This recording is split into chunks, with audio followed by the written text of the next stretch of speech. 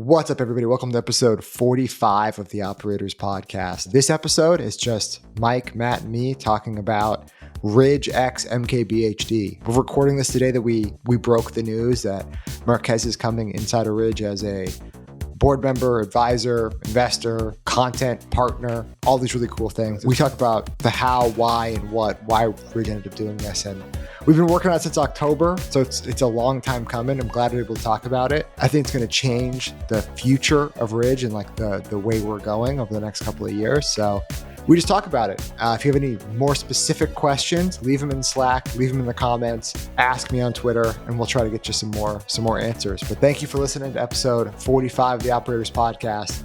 Thank you for Phil. My accounting module is set up now. Thank you to Northbeam. I still log in every day. And thank you to SendLane. I am one of the many delighted customers. So all three sponsors, thank you for being here. Thanks for listening. Talk to you later.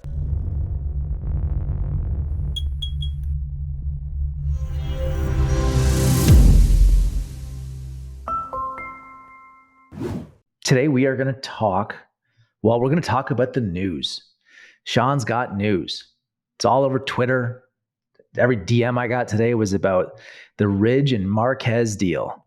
So do you want to, I don't know, Sean, where do you want to start? Like, I want to know why you did it, the thesis.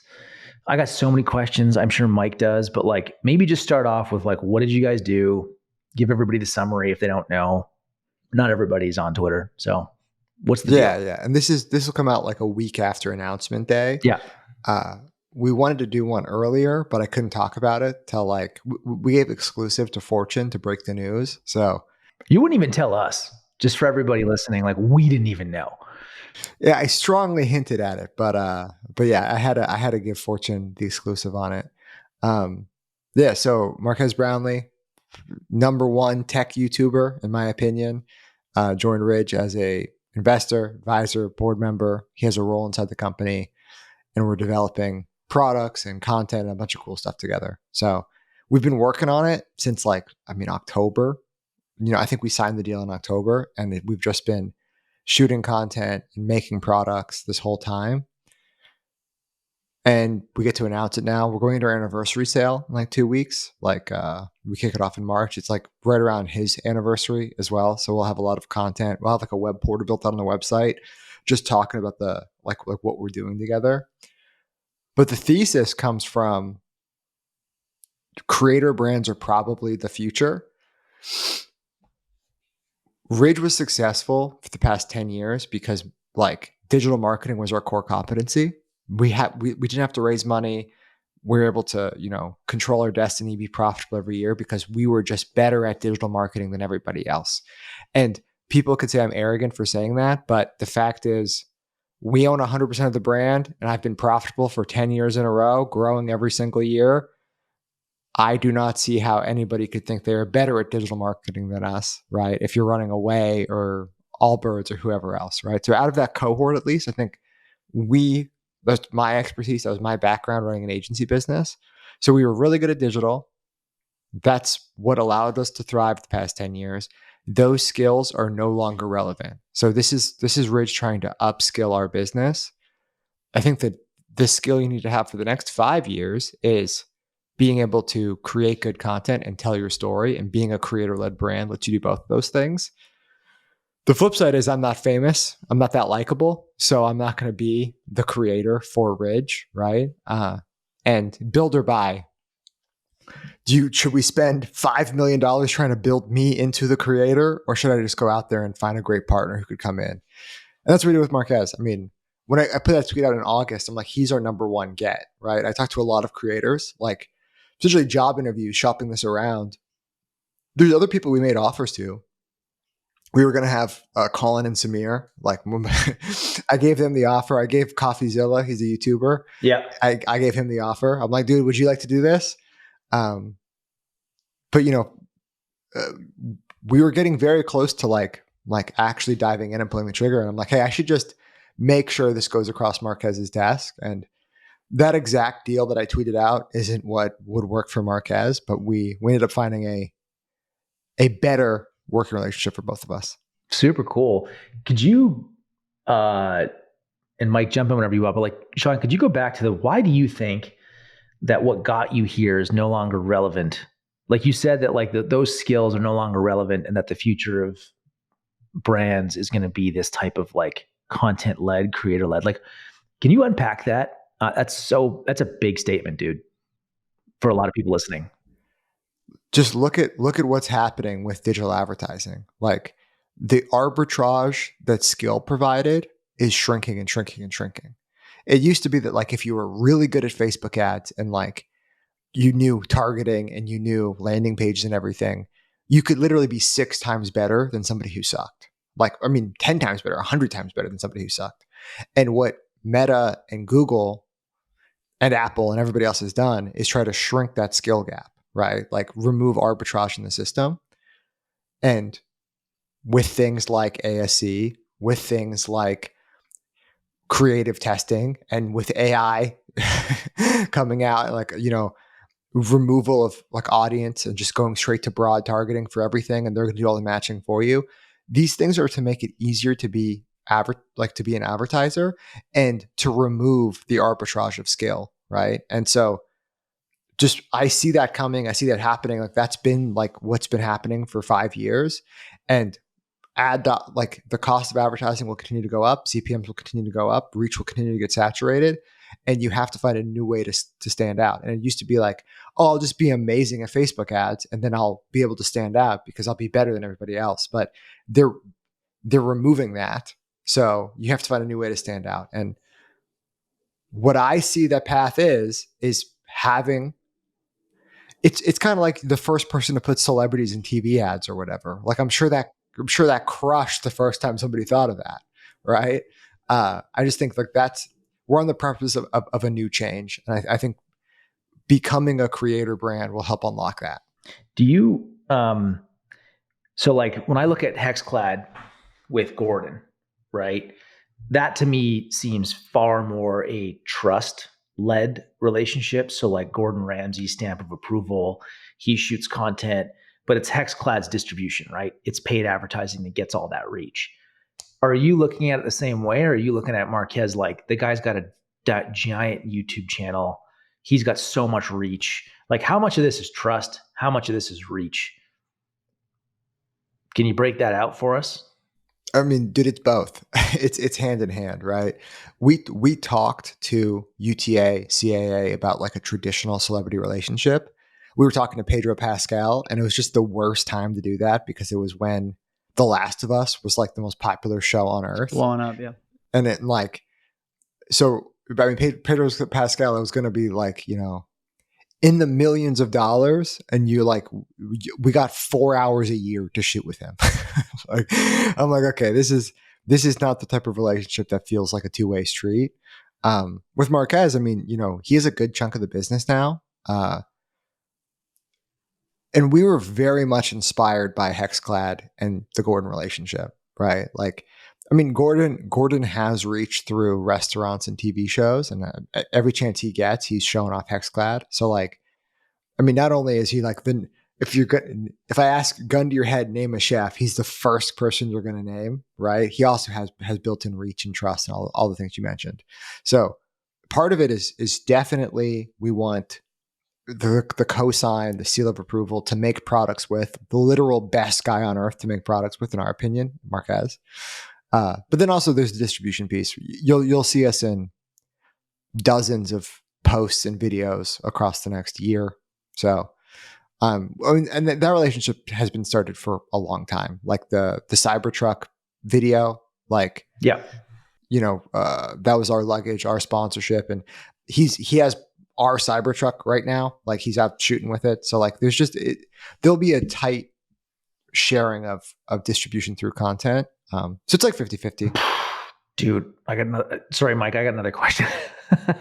How does, and you might not actually be able to answer this, Sean, this might actually be more of a Marques question, but like, how does this impact his relationship with other companies that are probably competitive to you, or you will be competitive to them?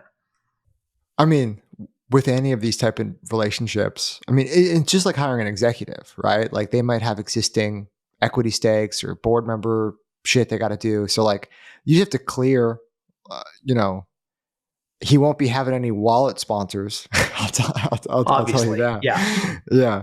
But like, he has a long-standing relationship with Apple. Apple makes a wallet. I'm not going to be like, dude, you can't work with Apple. Right. One thing that's really important to talk about is endemic and non-endemic partnerships. And I've used this a lot in the past, and it kind of sounds like a buzzword, but I think it's worth breaking down. Why doesn't Marques have a exclusive partnership with Apple? And it's because that would hurt the integrity of his brand, right? And or a gaming PC company or whatever, name anything, right?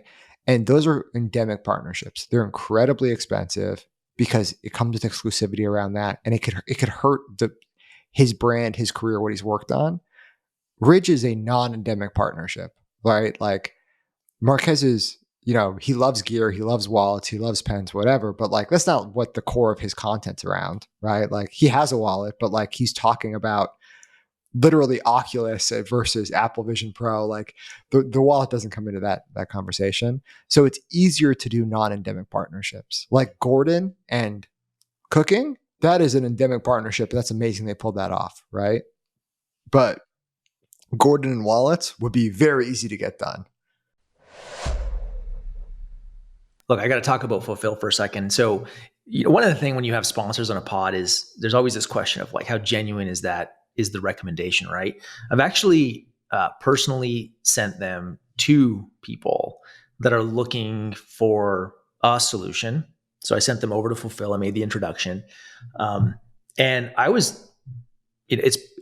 been pleasantly not surprised because I know the reputation, but it was like it's been nice to hear from those guys that I sent to Fulfill that they're actually having a really good experience. So it's kind of cool as a podcast host to have a sponsor be living up to the endorsement. So shout out to Fulfill today. So I'll ask a question. How did you make the decision that this was worth bringing in an equity partner? Yeah. Well, the good news is we own the whole thing.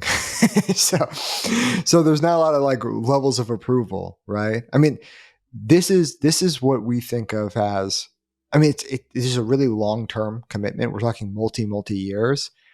I think this is the type of thing that makes Ridge go from like the fun shit posting brand on Twitter to real brand with like, national recognition. So like, we're already growing really fast. We'll do $200 million this year, but this is one of the few moves that can like build incredible credibility. So what is that worth, man? I mean, it's one of those things where I think just us getting better at social media is worth $10 million a year. Cause I think that's like how much revenue we're leaving on the table by sucking at just organic social.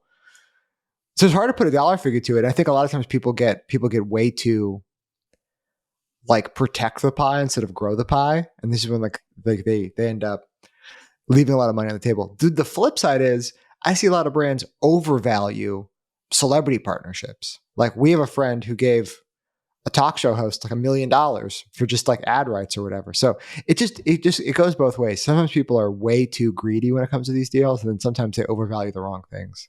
I hope I got it right, but we'll see in 4 years. It almost feels like it's like a lot of gut feel when you're doing this. Like you really got to just like read your company, read the market, try to read, like it's just reading tea leaves, right? Like, does this feel right?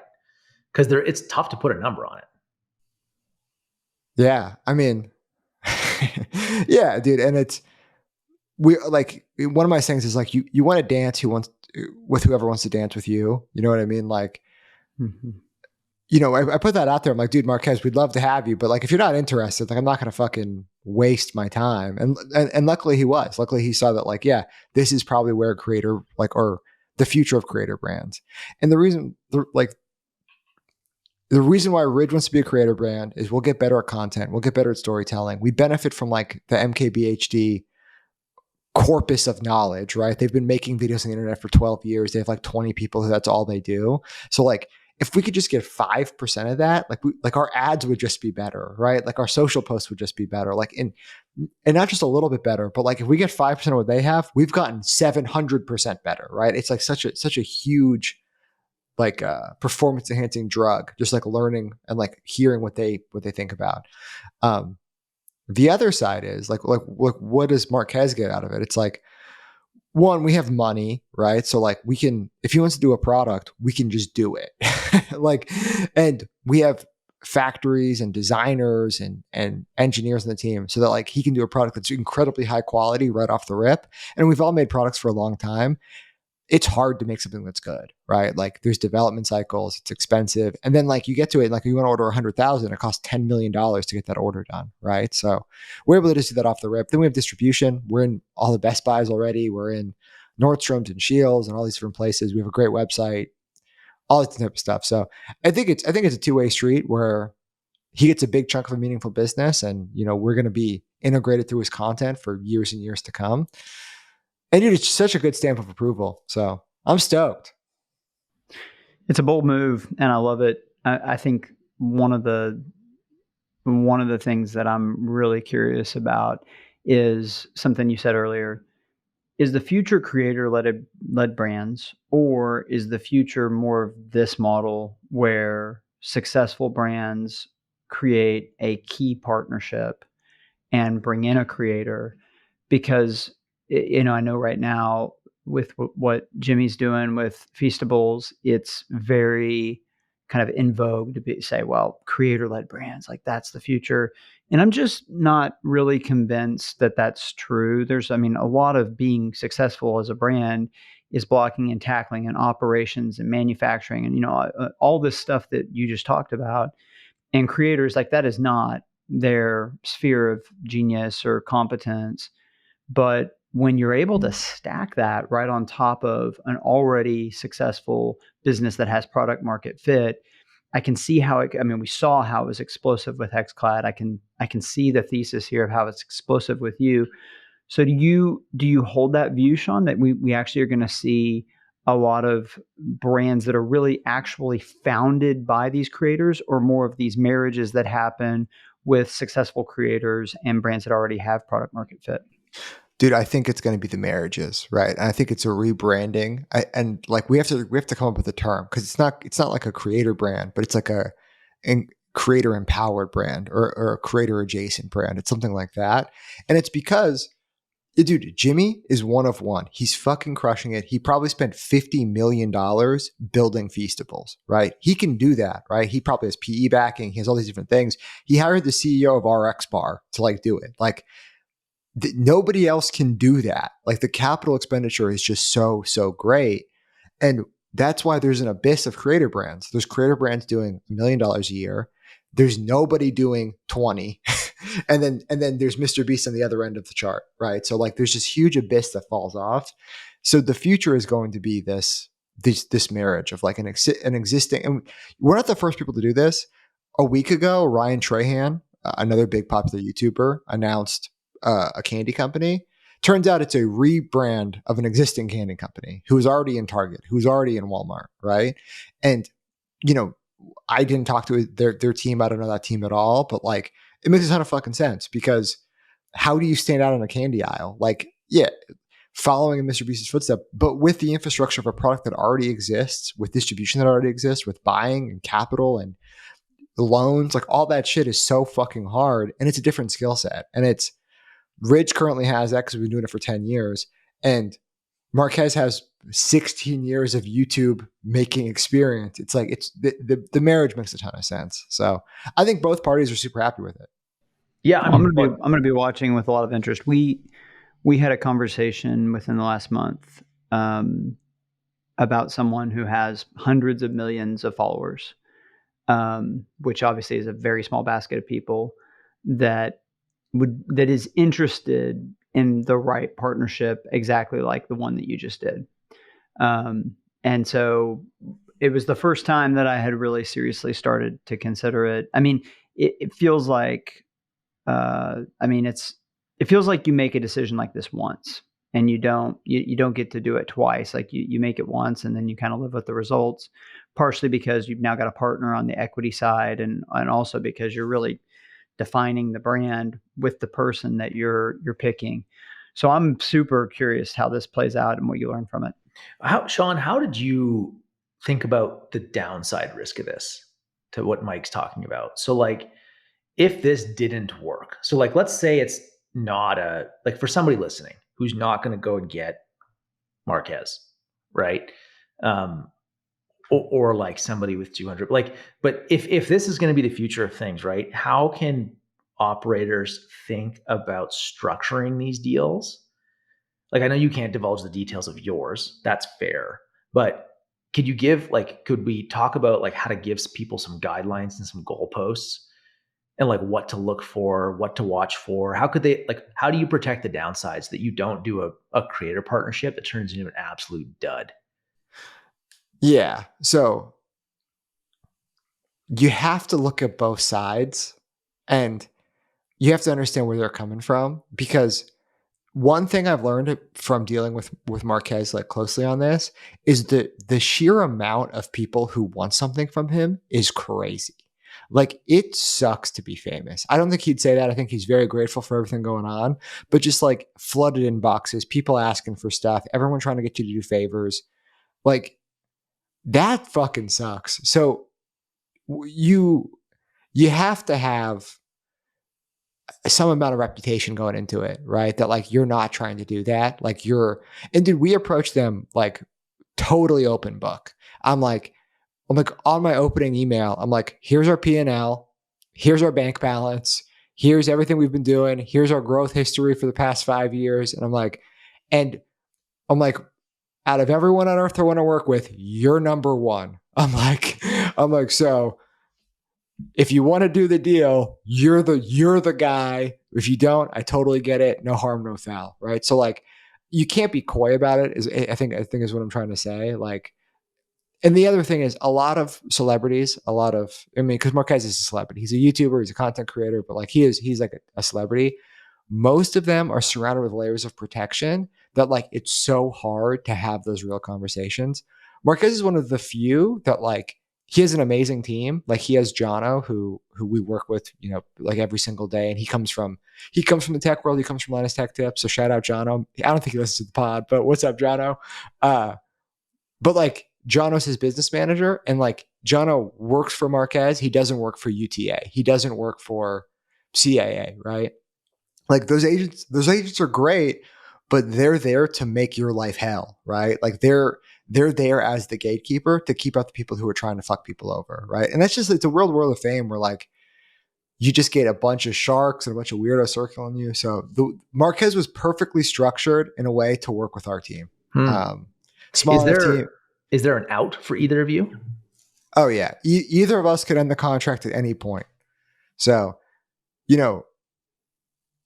his equity investment also vests over time. So there's deliverables on both sides that we have to provide, right? Like, and there's mortality clauses or morality clauses on both sides. So like part of the deal is like, we can't do NFTs, we can't do crypto, we can't do like this other stuff. He's like, hey, I don't want that associated with my brand. Like, he's on the board, so he's seeing everything we're doing anyway. But like, there's morality things we have to stick to, but also at any point, either of us can end the contract. And I think that gives the ultimate security to both sides. Yeah, man. I mean, look, one of the interesting things in your announcement with this too is like, he's going to be involved in product, right? Because he's a great person for that, given the kind of creator he is. I've not seen that with, like, when I look at the deals that have been done that I'm aware of, and have like been close enough to, they're almost always for reach or trust, and they almost never ever do they involve like any input on product. Yeah, I mean, that's the reason why we did this deal back in October. We were just talking about it. So the first products come out in April, and then in August we have more products, and then in September we have more products, in December we have more products, and it's 3 new product lines we're building with him. And wow. Like, I mean, as you guys know, product just takes forever. So like if he has something he wants to build, right, it takes a minimum of a year for it to come out into the world. So that's why we had to like, give us a little bit of time to get that going. But yeah, man, I mean, it's pretty cool. It's freaking awesome, dude. Like, I think it's brilliant. Like for Ridge, it's like, it's the ultimate, it's a great partnership. All that's playing around in my head is like, a Simple Modern, a Pila, like what's the analog for other brands, right? Like, what do we learn from this? What do we model? Because I think for most brands, there isn't the obvious perfect fit. Well, yeah. So I knew Hexclad before Gordon. Okay. And they were smaller than Ridge. Yeah. They add Gordon. They add in just like amazing execution. I don't think Gordon deserves all the credit, right? I think they amazing Jason's executed. on the pod said he'd give them 50%. Yeah. So like amazing execution with an amazing product, great executive team, just like everything coming together. They are now bigger than Ridge. So like the time I've known them, they've gone from my little brother to my dad, right? And Gordon's like, I mean, yeah, I even think 50 is generous. I mean, I'd give him 10, 15, 20, 25, 30, something like that. Like it's double digit percentage of their growth, right?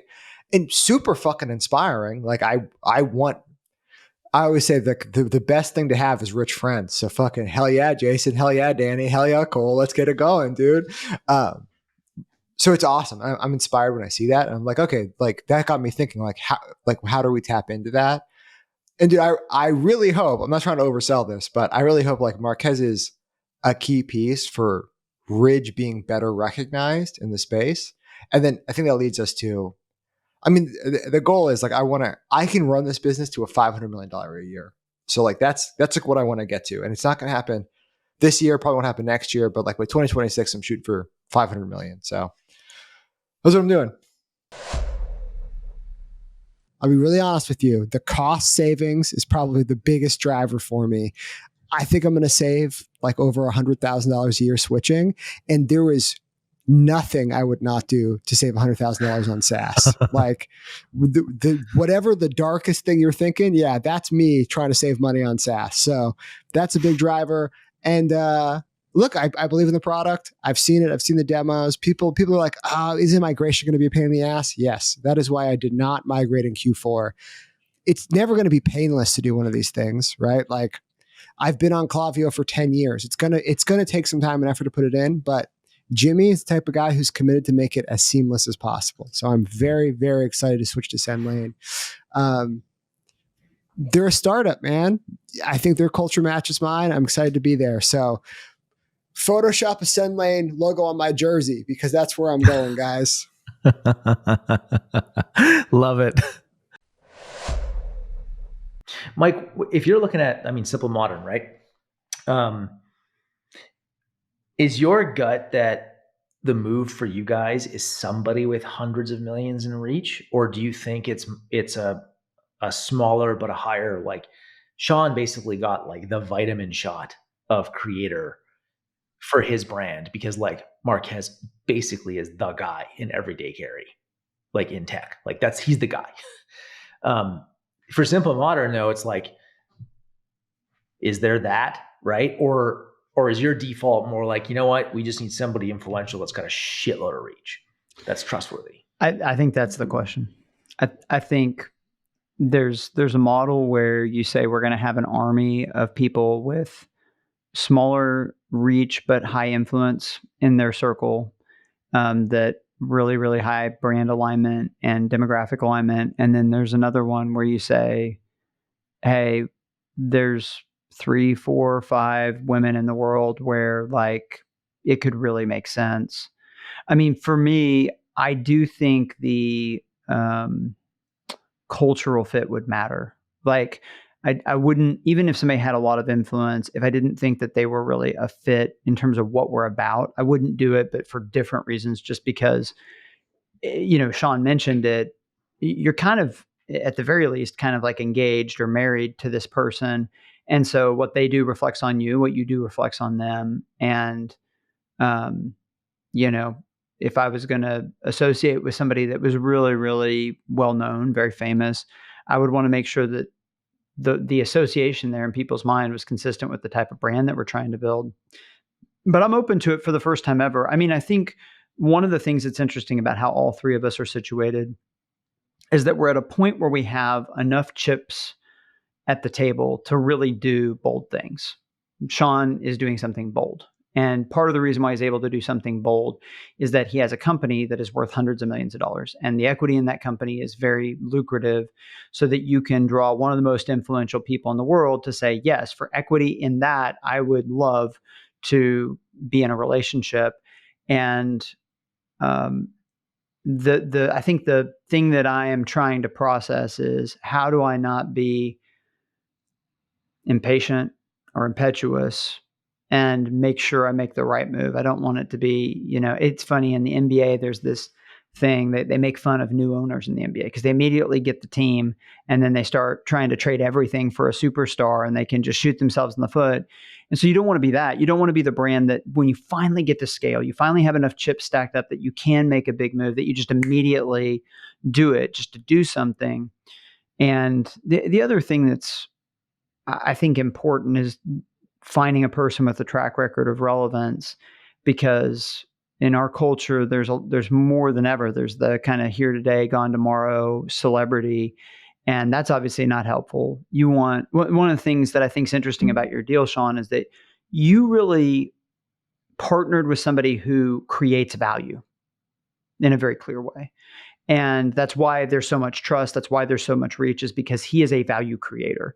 And that's one of the reasons why I would feel pretty confident that this is going to work out for you, is that you brought in somebody who knows how to create value in a different way than your team knows exactly how to create value. And that makes sense. That's an equation that works. Somebody who is not as accustomed to how to create value, but can get a lot of attention, I think is a different bucket. And one that I'm not as interested in. So we're still, I'll say this. If you'd asked me 2 years ago, I would have said I never want to do this, but watching Jason, watching Sean is pretty inspiring and makes me think maybe we do this at some point. Is there a way for brands to think of this in like steps or tiers? Like the thing that came to mind listening to you, Mike, is like Therabody. Right, you guys are familiar with that, like the massage gun thing. I don't know if they do it anymore, but like I remember 3, 4, or 5 years ago, it felt like they had every celebrity and athlete on their website. Every time I went there, it was like a new superstar athlete. And I kept wondering at the time, like, how are they doing this many of these deals? Like, how do you have like LeBron and Tiger? And like, it was everybody. And then when I asked around, it's like, well, those are like, let's call those like level one. Like that's an endorsement of a product. There's no special content. There's no distribution in that. They're not having input on product. That's like a quote and a picture on the site. So like, is there some tiering system, Sean, Mike, like where you can, if you're advising a brand right now, it's like, could they test the waters with an endorsement, see if that helps? Then do you step it up to we'll try something on social? Like, Sean, you've done these deals with YouTubers for years. Like you have done tons and tons and tons of YouTube deals with creators. Like this is not the first time you've dealt with a creator. Yeah, dude. And we've sponsored Marques a lot, and we paid for ad rights for all those, right? Like, so you knew that his channel worked for you. Yeah. And talking about level one endorsements, like Therabody having all these celebrities, that's cool. But then I think it actually dilutes the message. I think that's where more is actually worse. In the Fortune article we did, right? Like, I think one of the quotes I had is like, dude, I would be so happy if people thought Ridge was like if when they think of Ridge, they think of Marques. Like, okay, that's face. Yeah. Like that's owned by MKBHD. And if Marques comes back to me, he's like, hey dude, I want more equity. I'd be so stoked if he's like, oh, I want to own more of this business. Right. Like that's a good thing. Like I would love for it to become more synonymous with one person who I think is impactful and smart and the best in class at fucking making content. Like that'd be sick. Unlike, Therabody, which is just like, dude, we got everybody. And then those deals end and then they have nobody. They got to re-up. Right. Well, and it's not a mercenary deal that you signed. I mean, when equity gets involved, and that's a lot of what goes on in influencer is just, it's mercenary stuff. It's like, who's going to pay me the most to do a post, and if somebody else will pay me more. And what Sean's talking about, I think, is both the risk and the reward. It's that you're talking about really trying to make it where when people think of Ridge, the first face that pops into their mind is Marques.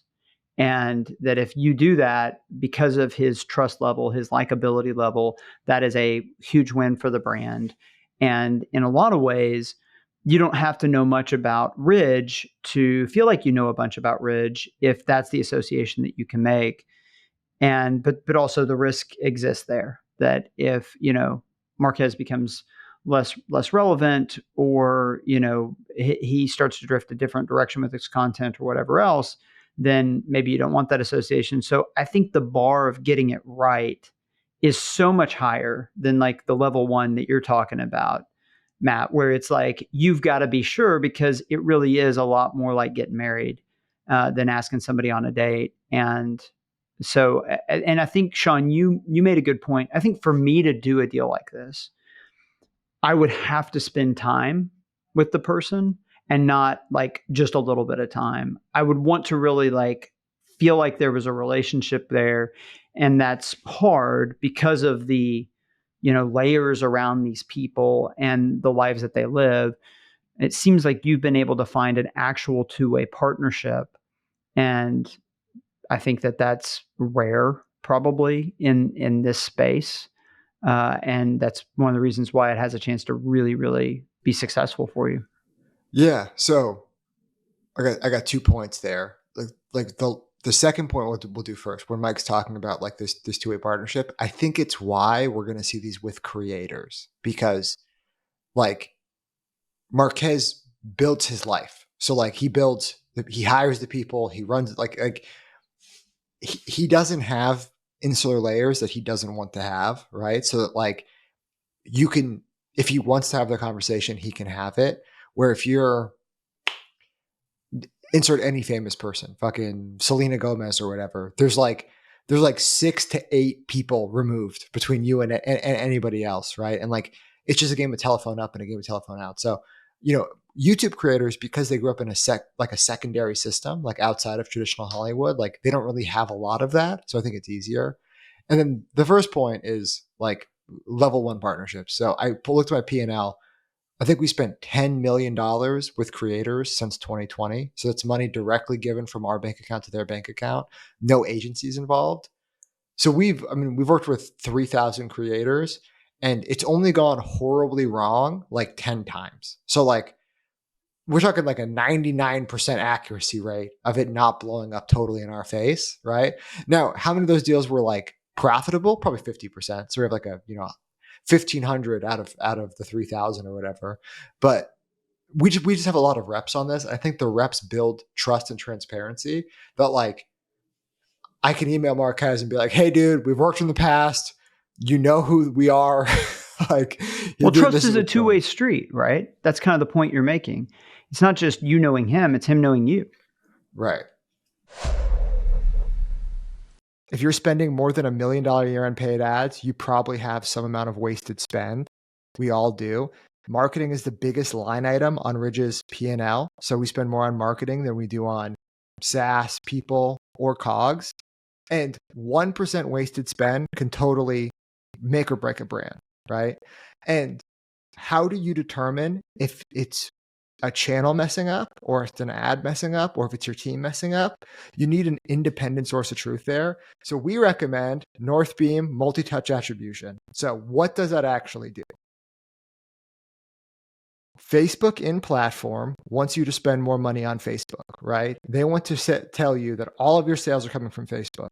Google wants to say all of the sales are coming from Google, right? And you probably use Google Analytics, which is a last click attribution platform designed to make Google look better, right? So someone Googles your brand off of a Facebook ad, clicks a branded search term. Who gets that sale? GA is going to say it's Google. Google Conversion Pixel is going to say it's Google. Facebook's going to say it's Facebook. How do you make sense out of that in this world? That's where Northbeam MTA comes in. A multi-touch attribution tool takes all of that data, all of their historical data, the billions in ad dollars that they've seen run through their pixel and their ad platform, and they determine the actual breakdown and who deserves the credit. So they got a team of data scientists from Stanford, Harvard. They got PhDs. and they've been working on this model for 6+ years. Pre-COVID, they were early movers in this space, and they know marketing attribution better than anybody else. Data is super flexible. They have more reports and metrics than any other platform out there, over 450 you can choose from. I look at 5 and I use it to determine if I'm wasting money on different ad platforms. Do you think it's time to get on TikTok? Well, the best way to know that is to be able to compare TikTok versus a Facebook versus anything else. That's what Northbeam can do. And don't just take my word for it. Everyone on the podcast uses it. I've been on Northbeam. I was the very first customer 6+ years ago. Jason uses it. Dr. Squatch uses it. BlendJet, Reef Sandals, all 9-figure brands who love and use Northbeam every single day. So what are you waiting for? Get a demo. Go to northbeam.io. Click the link in the description. Tell them the operator sent you, and we're here to help. So thank you so much, guys. Thank you for the support. If you're ready to check out and get to the next level of ad spend, check out Northbeam. Thank you. Hey, Sean, great job. Way to land, and way to be bold, man. I mean, you're going for it. Yeah, I love it. And you're doing something bold. And I think the biggest thing that I would say from my perspective is, if you're trying to grow $1 billion brand, you have to make some bold decisions. And this is a bold decision. Yep. Yeah. I mean, appreciate it, Mike. Well, I mean, look, now that it's open, we can talk about it just way more transparently. We're going to see a lot of stuff coming out. I'm happy to share all that stuff with everybody.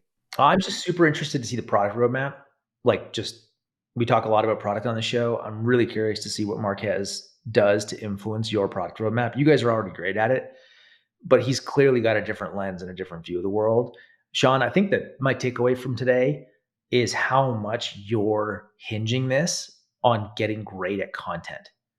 Like, I selfishly feel a little vindicated because I think in December of 2022, I said, like, the future is organic content for brands. And I got fucking destroyed by people. So, like, thank you for doing something. Well, here's the thing. The future is organic content for the very small class of creators that YouTube cannot do without. Like, I think the organic reach in general of every social channel trends down over time, but there are some people that are, I think, as big as the channel. Like, it's the power law of everything. Yeah, Marques is one of the people who makes YouTube a place that people want to go, and he is going to continue to get organic reach, and they're going to continue to pump his stuff out. But that class of creators, the top 0.1%, like you're saying, Matt, and the power law, they're the ones, their organic content, I think, is the future. Because if you're a 90th percentile creator, there's no guarantee that organic reach will be there tomorrow. Yeah. Sean, I think the content thing is just so interesting to me. That's what you want to get great at. And it makes tons of sense.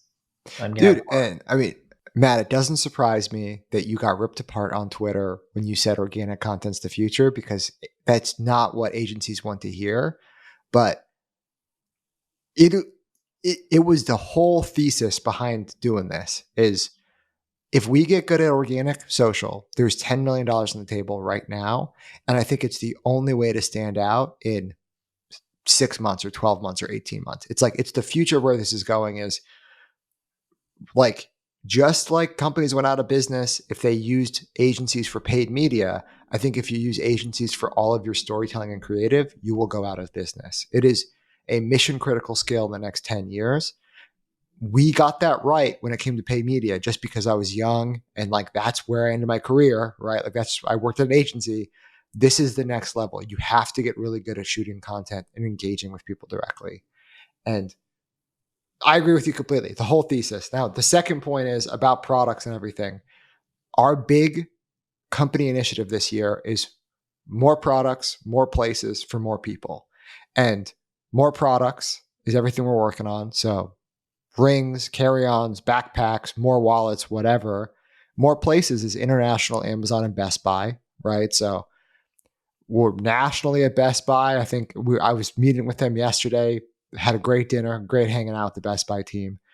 Nordstrom's as well, Scheels, REI, Dick's, just like getting into wholesale, omni-channel, fully embracing it. And the third is more people.